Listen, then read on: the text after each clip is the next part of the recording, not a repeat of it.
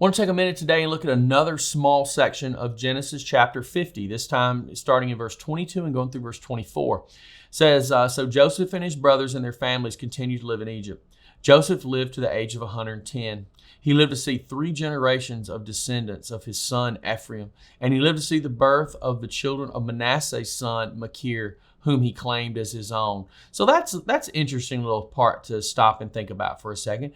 Just as Jacob had claimed Ephraim and Manasseh as his sons, and they will actually have land allotted to them as tribes in the promised land. I mean, they'll be the tribes of Ephraim and Manasseh. They're known as the half-tribes because they were Joseph's sons. He does the same thing with one of Manasseh's sons. I just find it to be a very interesting little point.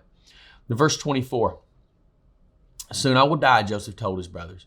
But God will surely come to help you and lead you out of this land of Egypt. He will bring you back to the land he solemnly promised to give to Abraham, to Isaac, and to Jacob. Now, Joseph was the human agent, right, that had been most responsible for bringing the family to Egypt. They had spent, at that point, there were 4 generations that had been living in the promised land, not really owning it, but living in it, in a lot of ways as kind of nomads roaming from place to place. You had Abraham who entered, then you had his son Isaac, then you had Jacob, then you had the sons of Jacob, which are the brothers of Joseph. So they had been roaming. Famine hits, they wind up in Egypt. But God knew the plan to take them out of this land eventually. And Joseph did too, because he understood that this promise that had been made, this covenant, was something that God would fulfill. He would finish it, that they would not stay in Egypt. He will bring you back to the land he promised.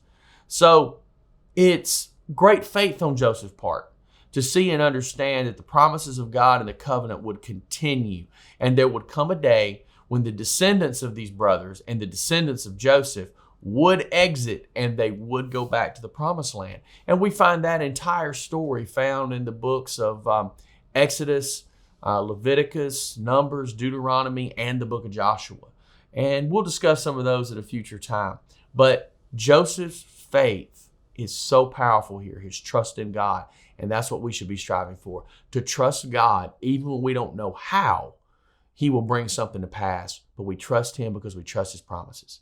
See you later.